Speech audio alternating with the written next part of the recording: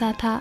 यहाँ की झील हर अमावस की काली रात को सफ़ेद किरणों से जगमगाती थी और लोगों का विश्वास था कि अमावस की रात झील के पास कोई जाता है तो वो कभी लौटकर नहीं आता।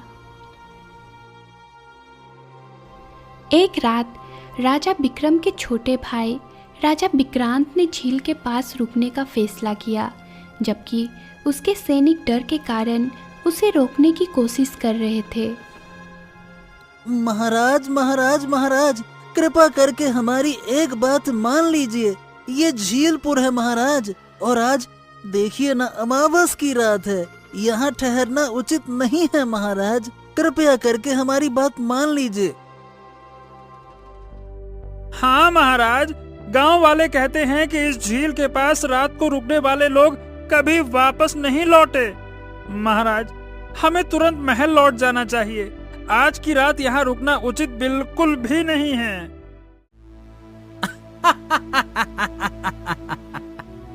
अरे क्या बकवास करते हो तुम दोनों, तो किसी बच्चे की तरह डर रहे हो। यह सब गांव वालों की मन घड़ंत कहानियां हैं। मैं राजा विक्रम का छोटा भाई विक्रांत हूँ। इन झूठी बातों से डरने वाला नहीं हूँ। फालतू के बकवास बातें मुझे मत सुनाओ। महाराज, ये सिर्फ कहानियां नहीं हैं। अरे हर अमावस की रात झील से सफेद रोशनी निकलती है और बस, और एक शब्द नहीं। अरे मैं थका हुआ हूँ और यहीं रुकने का निर्णय ले चुका हूँ। चलो तुम दोनों मेरा तंबू लगाओ। सैनिक अनिच्छा से तंबू लगाने लगे। रात गहराते ही विक्रांत सो गया। आधी रात के बाद धीमे धीमे सफेद किरणें झील से निकलने लगती है। अचानक विक्रांत की आंख खुल गई।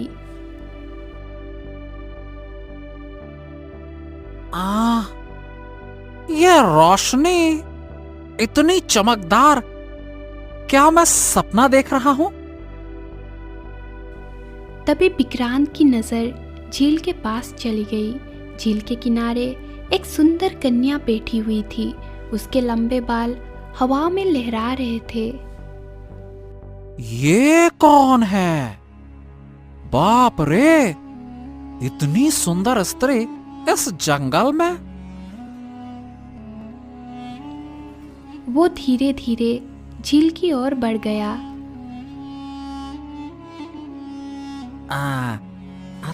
तुम कौन हो और इस जंगल में अकेली क्या कर रही हो? तभी वो सुंदर कन्या मुस्कुराते हुए झील में उतरने लगी। तभी झील सफेद रंग की किरणों से जगमगा उठी।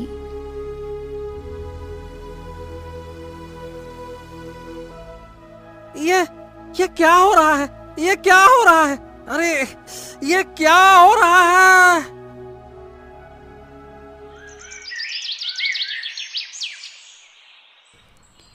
अगली सुबह सैनिक विक्रांत को तंबू में ना पाकर घबरा गए। वह विक्रांत को ढूंढने लगे, लेकिन उन्हें केवल विक्रांत की तलवार झील के किनारे पड़ी मिली।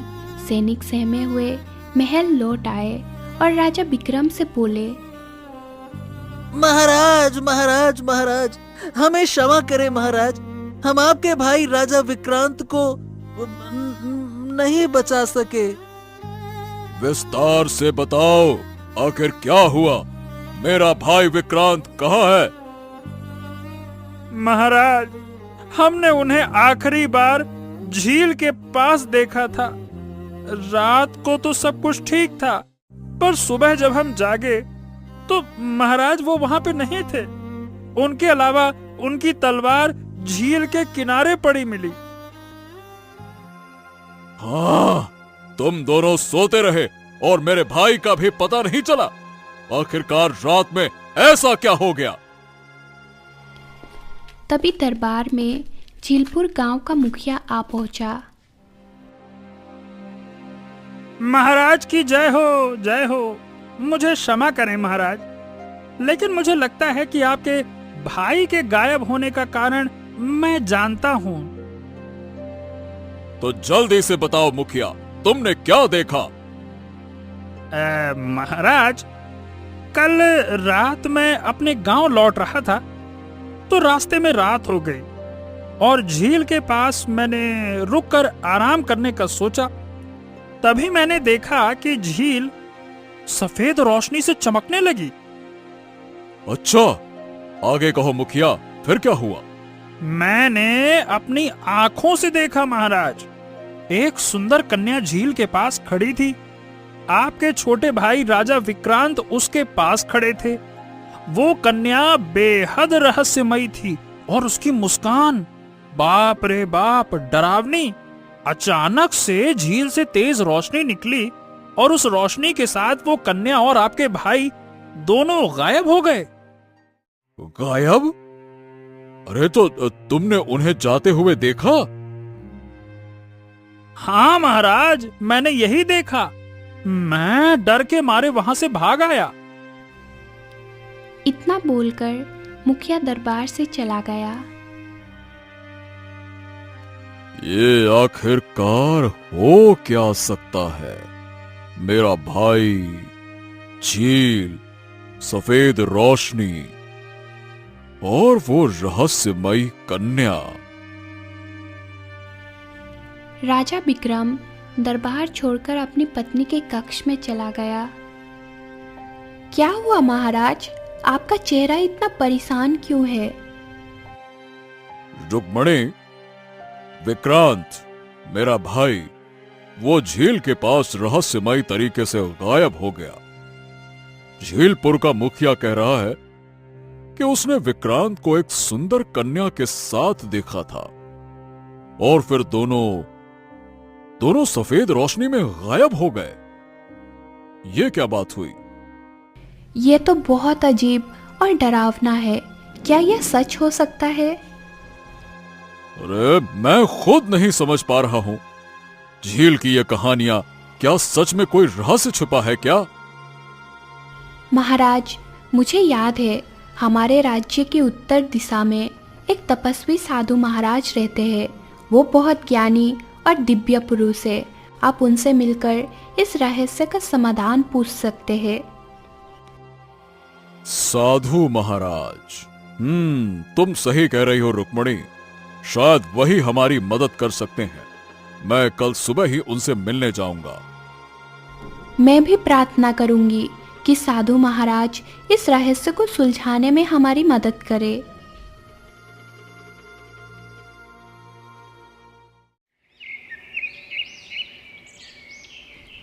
कुछ देर बाद राजा विक्रम रानी रुक्मणी के बताए स्थान पर पहुंच गए।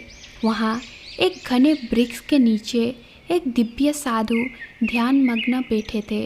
राजा विक्रम उनके पास पहुंचकर बोले, साधु महाराज की जय हो। मैं केशव नगर का राजा विक्रम हूं। मेरे छोटे भाई राजा विक्रांत का झील के पास रहस्यमयी तरीके से गायब होना हमारे पूरे राज्य के लिए चिंता का विषय बन गया है। कृपया मेरी मदद कीजिए साधु महाराज।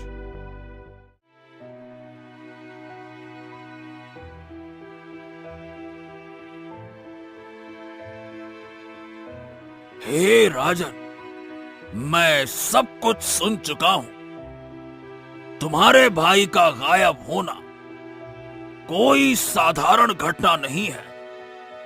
झील की सफेद किरणें और अमावस्या की रात का संबंध एक पुरानी रहस्यमयी शक्ति से है।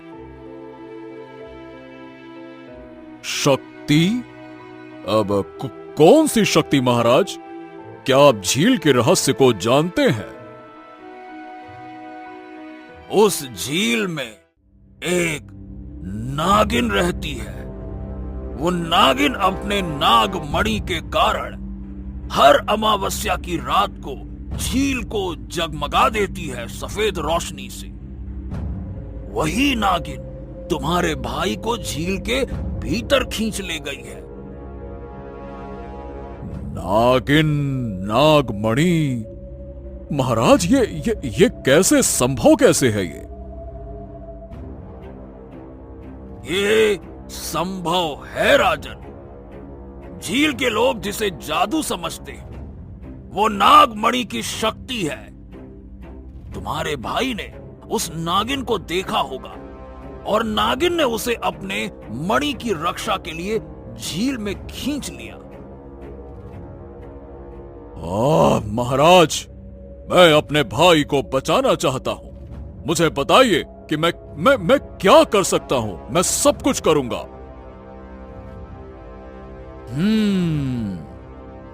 लेकिन अभी समय नहीं आया है। कल मैं तुम्हारे महल आऊंगा और इस रहस्य को और विस्तार से समझाऊंगा। तब तक थोड़ा धैर्य रखो।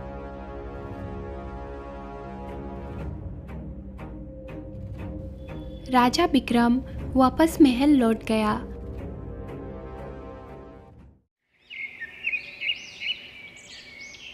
अगले दिन साधु राजा विक्रम के दरबार में आ पहुंचे। दरबार में सभी लोग साधु को देखकर श्रद्धा से झुक गए। राजन, तुम्हारे भाई को बचाने का एक ही मार्ग है, परंतु ये मार्ग अत्यंत कठिन और खतरों से भरा हुआ है। महाराज, मैं अपने भाई को बचाने के लिए किसी भी खतरे का सामना कर सकता हूं। आप तो मुझे बताइए कि क्या करना होगा मुझे। झील के भीतर नागिन का निवास है। वहां जाने के लिए एक ऐसे व्यक्ति की आवश्यकता है जिसका मन सोने की तरह शुद्ध हो। एक ऐसा व्यक्ति जो लालच क्या होता है ये जानता ही ना हो और जिसकी वीरता अपार हो। ऐसा व्यक्ति? साधु महाराज, हमारे राज्य में ऐसा व्यक्ति मिलना तो बहुत कठिन होगा। हाँ, कठिन अवश्य है, पर असंभव नहीं है। झीलपुर में ही तुम्हें ऐसा व्यक्ति मिल सकता है। उसे ढूंढने का प्रयास करो राजन, वो मिलेगा। राजा विक्रम ने तुरंत सैनिकों को ऐसे व्यक्ति की तलाश में भेजने का आदेश दे दिया। दरबार में सभी लोग आपस में चर्चा करने लगे कि कौन ऐसा व्यक्ति हो सकता है जो इस कार्य को पूरा कर सकता है। महल के सैनिक राज्य भर में ऐलान कर दिया कि राजा विक्रम के छोटे भाई राजा विक्रांत को झील से सुरक्षित वापस लाने वाले को राजा बहुत बड़ा इनाम देगा। ये खबर पूरे राज्य में फैल गई।